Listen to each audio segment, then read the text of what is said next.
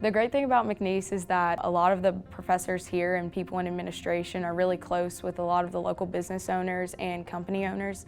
And so we get a lot of opportunities to participate in internships, and it's really awesome because everything is relatively close in the area.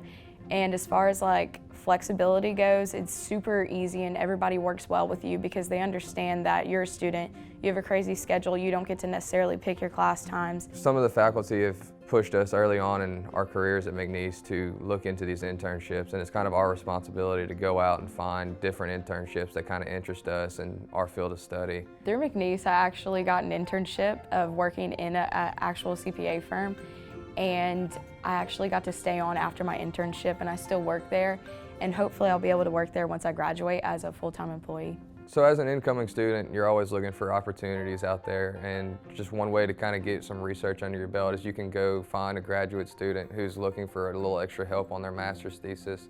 That way you can apply the knowledge that you have into the actual real-world research, and they're always trying to find a little opportunity to get somebody to help them out. McNeese provides a relatively smaller community, which is not a con at all. Like, it really actually helps us get to know our professors, and it allows for like a stronger relationship within the community as well. And McNeese is a great place to really form those relationships within the community and really build your future.